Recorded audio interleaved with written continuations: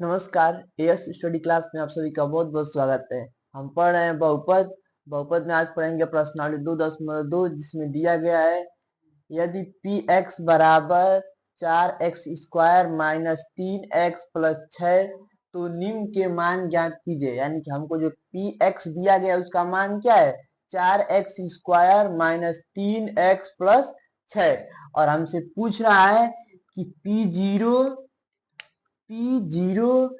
P4 और P-5 इन तीन का हमको मान बताना। तो सबसे पहले हम यहाँ पे देखते हैं जैसे कि P0 का मान देखते हैं। तो यहाँ पे P0 यानी कि x बराबर क्या है 0। तो हमारा समीकरण है 4x² माइनस 3x प्लस 6। तो इसमें भी जो 4 गुणे यहाँ पे भी x है क्योंकि हमने x बराबर क्या रखा है 0। तो यहाँ पे 0 का स्क्वायर माइनस 3 गुणे और x का वैल्यू क्या पता है 0। तो यहाँ पे 0 और यहाँ से प्लस 6 यानी बराबर। जब 0 का स्क्वायर करेंगे तो क्या होगा 0 और 0 का किसी भी संख्या में अगर हम गुणा करते हैं तो हमको क्या प्राप्त होगा 0 ही प्राप्त होगा। तो यहाँ से 0 और माइनस जैसे यहाँ पे भी गुणा करेंगे तो 0 का गुणा -3 में करेंगे तो 0 और प्लस का 6 यहाँ से सब क्या हो जाएंगे हट जाएंगे। जो हमारा आंसर होगा बस क्या जाएगा 6। ठीक। अब उसी प्रकार आगे देखते हैं। आगे फिर हमको क्या निकालना है P4 का मान निकालना है। जो वही 6 निकला है यह क्या है 0 P0 का मान है। अब हमको P4 का मान निकालना है। तो P4 बराबर 4x² माइनस 3x प्लस 6। तो फिर बराबर 4 गुणे 4 का स्क्वायर माइनस 3 गुणे 4 और प्लस 6।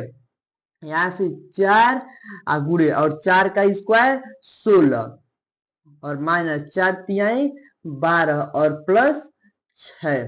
यहाँ से 16 और 4 का आपस में गुणा करेंगे तो 100 चौको 64 माइनस 12 प्लस 6। यहाँ से प्लस की दोनों संख्याओं को आपस में जोड़ लेंगे तो 64 और 6 70 माइनस 12 और घटा देंगे तो हमारा बचेगा क्या से 8 और यहाँ से 5 यानी कि 58। यह हमारा क्या है P4 का मान है। ठीक। अब उसी प्रकार फिर आगे हम किसको देखते हैं। आगे हम देखते हैं P-5 का मान। यहाँ पे लिखते हैं हम अपना P-5 बराबर 4x² माइनस 3x प्लस का 6। तो 4 गुणे -5 का स्क्वायर माइनस 3 गुणे -5 और प्लस 6। तो 4 गुणे -5 का स्क्वायर करेंगे तो हमको क्या प्राप्त होगा। जो भी हमारा अगर स्क्वायर करते हैं माइनस है तो उसमें हमारा हल जो आएगा वह प्लस में आएगा। यानी कि -5 का स्क्वायर प्लस 25 आएगा। तो यहाँ पे 25 और माइनस और यह हमारे से हमको क्या बना देगा प्लस। तो 3 बचे 15 और प्लस 6। अब यहाँ से 25 चौको 100 और प्लस 15 प्लस 6। यहाँ से 100 प्लस जोड़ देंगे 15 और 6 तो 21 यानी कि 121 हमारा क्या होगा यह हमारा P5 का मान है।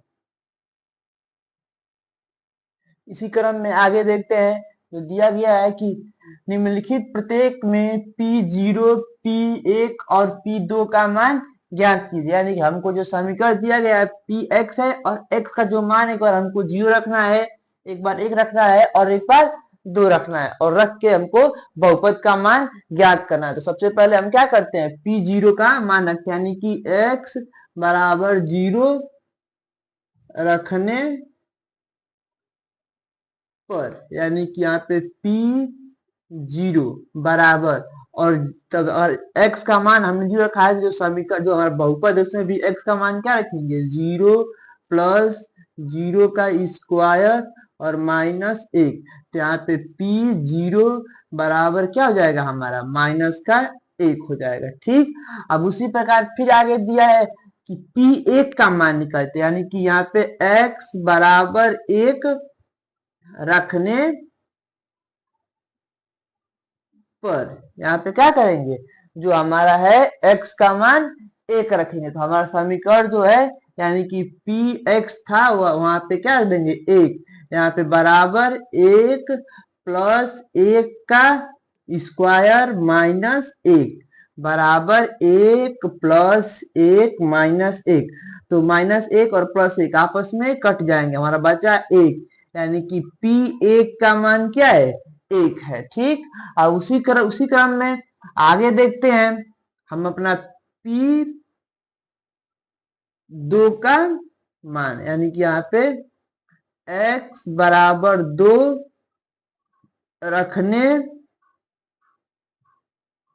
पर। ठीक, यानी कि यहाँ से P2 बराबर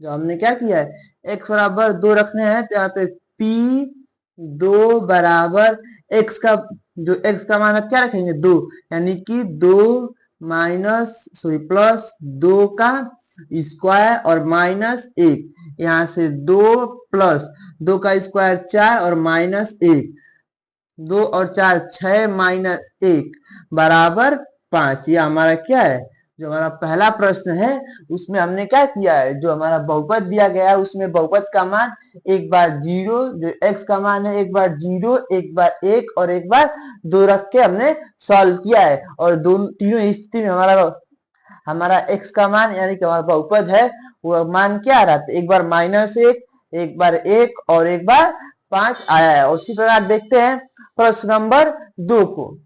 यहाँ पे दिया गया है कि 2y स्क्वायर -3y प्लस 2। तो इसमें सबसे पहले हम y बराबर 0 रखने पर। ठीक, तो यहाँ से जो हमारा क्या है P y था, तो y का मान क्या किया 0, तो बराबर 2 गुणे y का 0 का स्क्वायर -3 गुणे और y का मान क्या है 0, तो 0 और +2, यहाँ से 2 गुणे 0 -3 गुणे 0 +2 बराबर यहाँ से 0 -0 +2, यानी कि जो हमारा होगा P0 का मान वह क्या होगा बस प्लस का 2 होगा। ठीक, अब उसी प्रकार देखते हैं हम क्या है P1 का मान, यानी कि यहाँ पे y बराबर 1 रखने